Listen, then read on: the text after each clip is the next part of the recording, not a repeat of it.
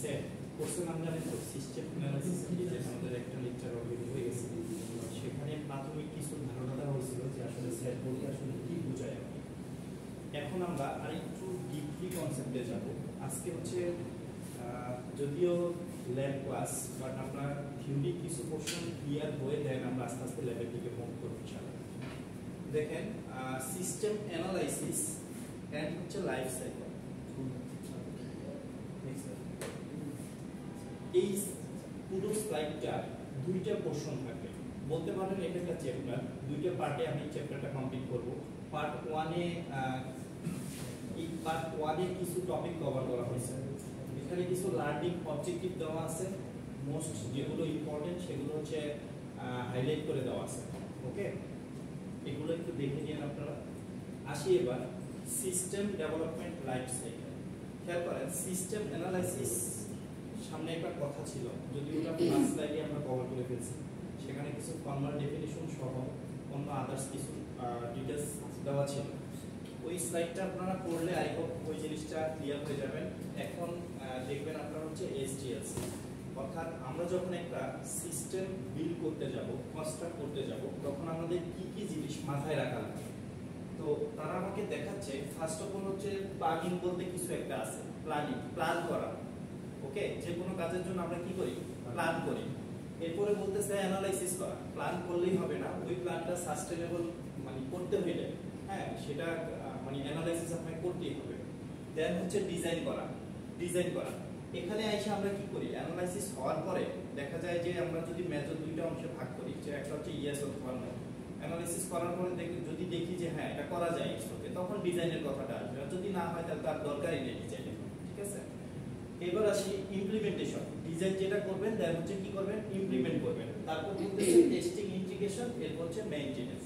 এরকম যে এসডিএলসি তে টোটাল এই 6টা স্টেপস আছে, বা পেজ বলতে পারেন বা ধাপ বলতে পারেন, যা ইচ্ছা। এই 6টা মেজর হচ্ছে ধাপ আমরা কি করব?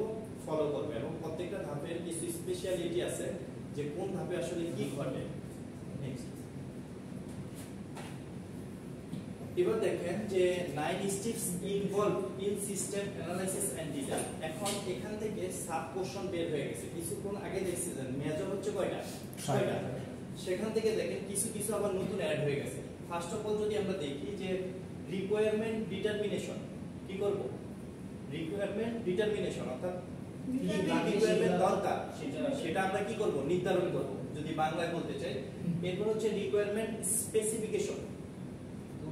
স্পেসিফিক আরো কি সাবগোল, আরো কি দরকার। এরপর হচ্ছে ফিজিবিলিটি অ্যানালাইসিস। এটা কি বাংলা মানে কি? এটা কি মানে? এটা বাংলা ফিজিবিলিটি অ্যানালাইসিস,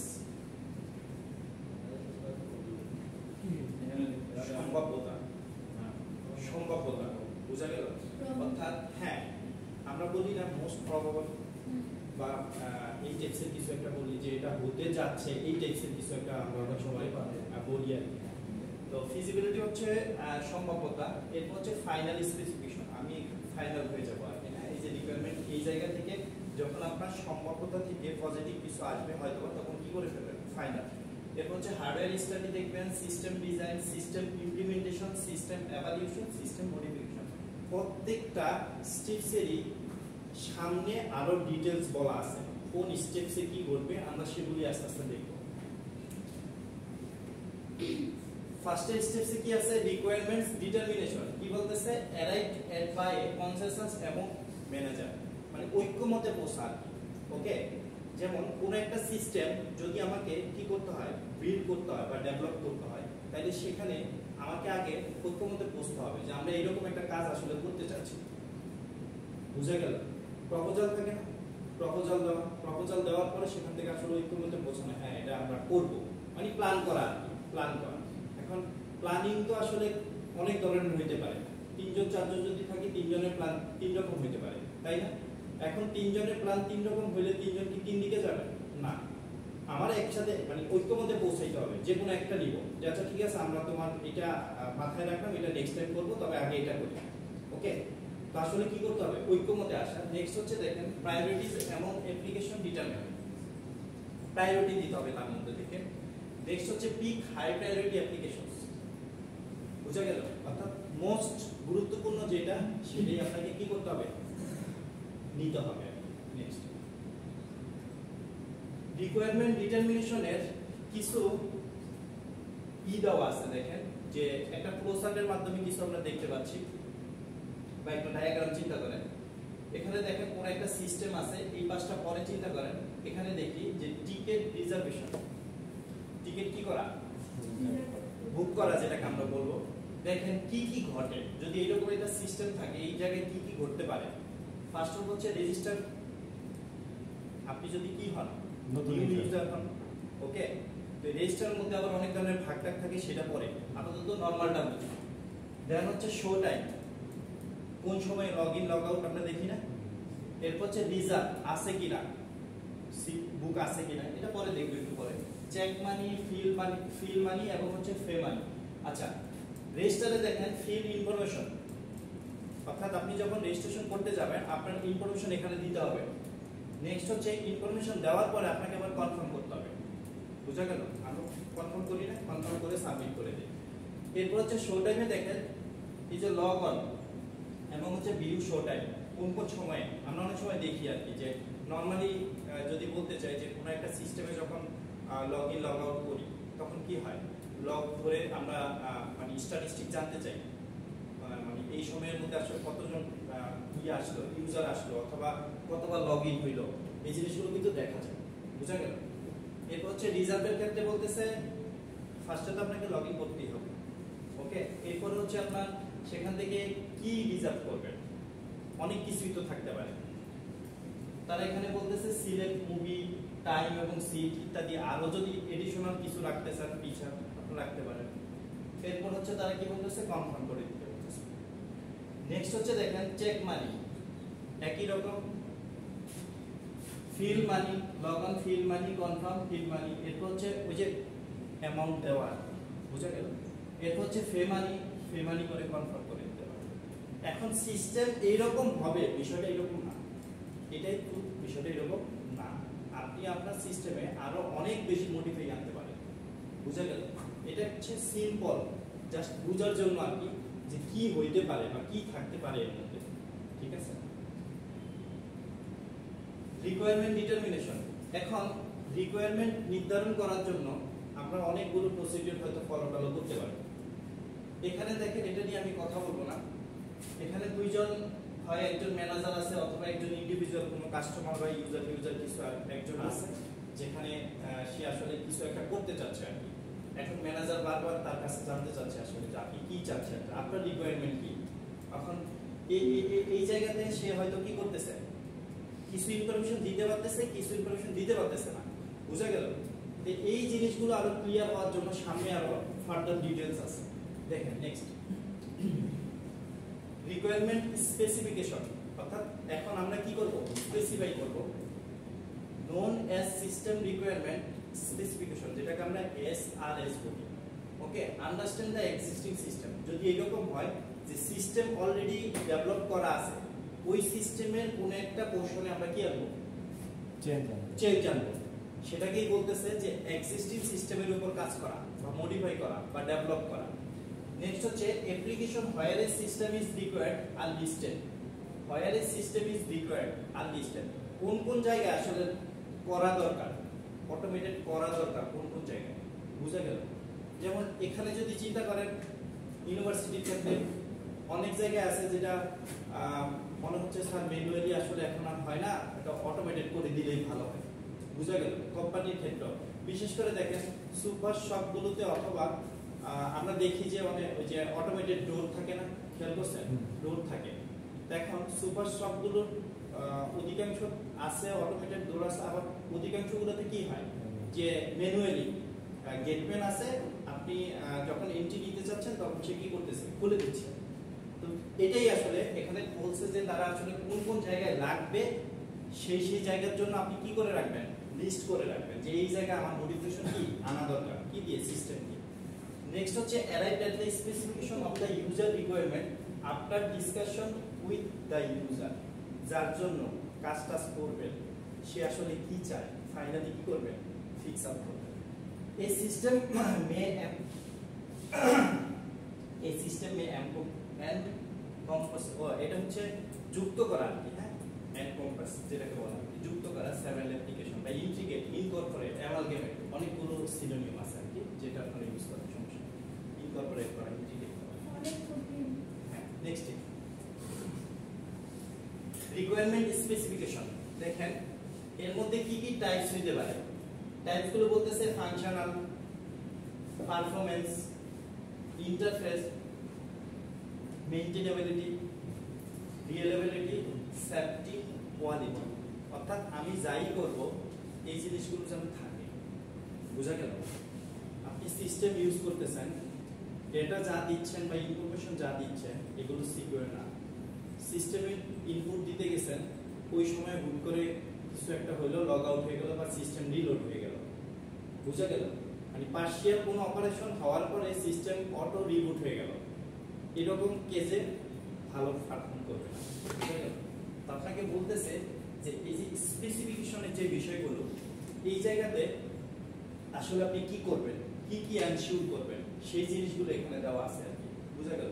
ইন্টারফেস আমরা অ্যাজ ইউজুয়াল দেখি যে ইন্টারফেস যদি কি হয়, ক্লায়েন্টের জন্য সুবিধা হয়, তাহলে দেখা যায় সেখানে কি ইউজারও বেশি থাকে, তাই না?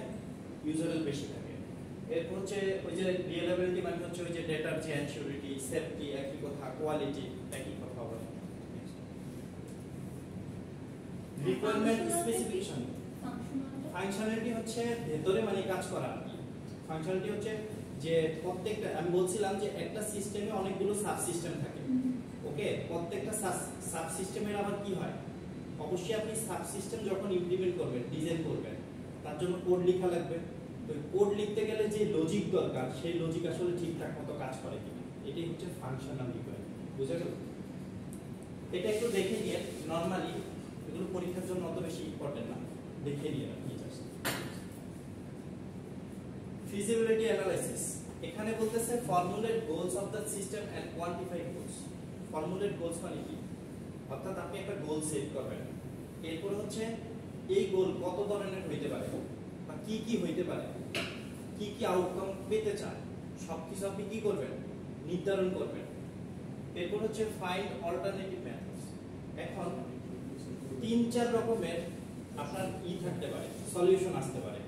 একটা প্রবলেম যদি 3 জনকে সলভ করতে দেন, 3 জন হয়তো বা 3 ভাবে প্রবলেমটা সলভ করবে।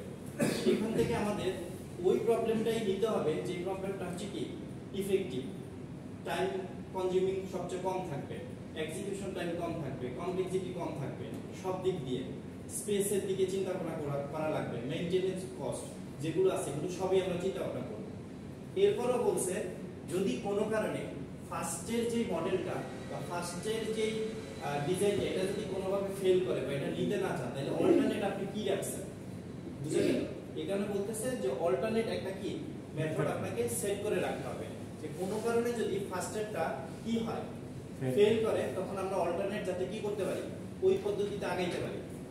For is alternative essays resource needed কি হিউম্যান রিসোর্স, টাইম এন্ড মানি লাগবেই তো, অবভিয়াসলি লাগবে। ব্যাকআপের জন্য যা করবেন তা লাগবে না, তা তো লাগবে। যেমন আমরা অনেক সময় দেখি যে কনফিডেন্সিয়াল যে ডেটাগুলো, এই ডেটাগুলো অনেক সময় লোকাল ডেটাবেজেও থাকে, আবার আমরা ক্লাউডেও রেখে দিই। কিসের জন্য? জাস্ট সিকিউরিটি পারপাসে। বুঝা গেল? যাতে কোনো কারণে একদিকে ডাটা হারায় না গেল, মানে হারায় গেল, অন্য দিক থেকে আমরা ডেটা কি পেতে পারি। এই কারণে বলতেছে যে টাইমও লাগতে পারে, আবার মানি, মানে এক্সট্রা মানি খরচ হবে না, ক্লাউডে রাখলে তো খরচ হবে। এরপর হচ্ছে ইকুইপমেন্ট নিডেড। যদি আপনি লোকাল আরেকটা ডেটাবেজে লোকাল একটা ড্রাইভ, সাপোজ লোকাল একটা ড্রাইভে কপি করে ডেটা রেখে দিচ্ছেন প্রত্যেকদিন, তার জন্য তো আপনাকে ড্রাইভ কিনতে হবে। জাস্ট এই কথাটাই যে equipment needed. Okay, assess cost of each alternative. এই যতগুলো অল্টারনেটিভ আপনি করতেছেন বা যতগুলো অল্টারনেটিভ গোল আপনি সেট করতেছেন যে এইভাবে করা যায়, প্রত্যেকটা গোলের আবার কি হবে, যে অল্টারনেটিভ সিস্টেম কনস্ট্রাক্ট করার জন্য আপনাকে প্রাইসের দিকে আপনাকে ফোকাস করতে হবে। যে এটা যদি হচ্ছে মেইন সিস্টেম হয়, এটার প্রাইস যদি এরকম হয় কস্টিং প্রাইস, তাহলে আমি যদি আরেকটা অল্টারনেটিভ সিস্টেম বিল্ড করতে চাই, বা মেথড ইউজ করতে চাই, তাহলে সেই ক্ষেত্রে কস্ট আসলে কি রকম হইতে পারে, বুঝতে পারছেন? এটা বলতেছে। এরপর বলছে যে find the best alternative method subject to resource constraint. সবগুলো থেকে ভালো একটা চুজ করে নেবেন। ফিজিবিলিটি অ্যানালাইসিস জাস্ট এই কথাগুলো, এই যে কস্টের যে কথাগুলো, এই কথাগুলো এখানে বলা আছে। সিম্পল একটা ডায়াগ্রামের মাধ্যমে দেখানো হয়েছে। দেখেন ইমেজ আছে এখানে। হ্যাঁ, এখানে দেখা যায় যে 1.5 পাওয়া গেছে কস্ট বেনিফিট রেশিও, আর এখানে হচ্ছে কস্ট বেনিফিট রেশিও হচ্ছে কত 1.81। এরপর আমাকে কমেন্ট করছে so project 2 is feasible having high cost benefit ratio. বুঝা গেল? ওখানে এসে কি কি ঘটে, এই যে ফিজিবিলিটির ক্ষেত্রে বলছে ইকোনমিকে ফোকাস করতে হবে, টেকনিক্যালি করতে হবে, অপারেশনাল করতে হবে, শিডিউলে করতে হবে। এর আবার সাব কিছু পোরশন আছে, এই যে cost benefit analysis, risk assessment and solution, control efficiency and হচ্ছে services, time estimation, optimisation and কি রিসোর্সেস। নেক্সট আসি আমরা ফিজিবিলিটি অ্যানালাইসিসের অনেক ডেসক্রিপশন, কিছু কথাবার্তা বলা আছে, কিছু উদাহরণ দেওয়া আছে, আপনারা এগুলো একটু দেখে নিন। এই যে একটা হচ্ছে দেখেন এই যে হাউসওয়াইফের কিছু কথাবার্তা বলা আছে, আর একটা হচ্ছে যে একটা ফার্মার, অর্থাৎ আমরা যে কীটনাশক ইউজ করি আর কি, এটার একটা উদাহরণ দেওয়া আছে। আমি এটা নিয়ে মানে ডিটেইলস না বললাম।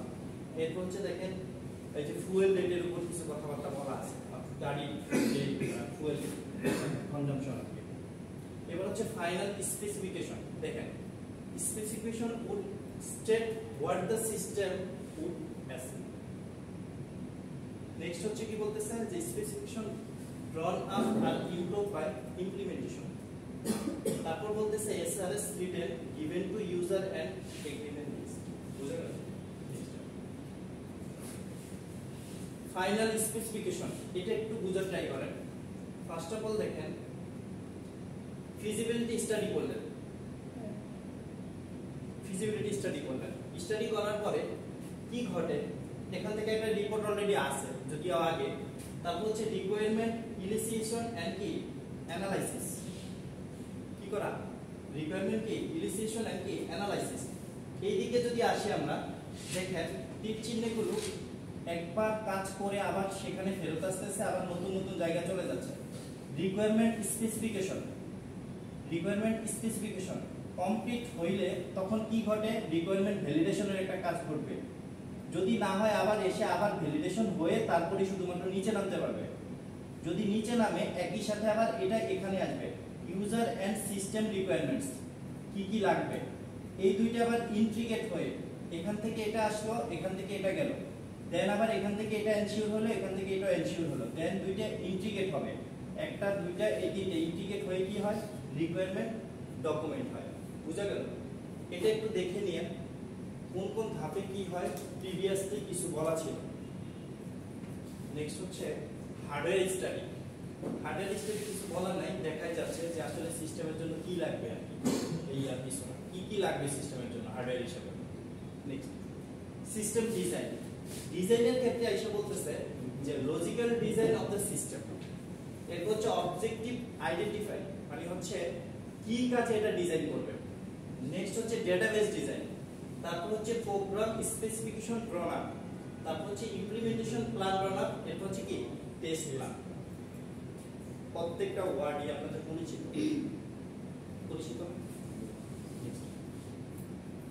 সিস্টেম ডিজাইন একটা হচ্ছে এই যে লজিক ডিজাইন। দেখেন কি কি বলতেছে, রিকোয়ারমেন্ট অ্যানালাইসিস, তার মধ্যে কি কি আছে, প্ল্যানিং আছে, সিস্টেম ডেফিনিশন আছে। এরপর হচ্ছে সামনে ডেটাবেসের কথা বলতেছে, ওই যে একটু আগে দেখলাম যে ডেটাবেস ডিজাইন করা।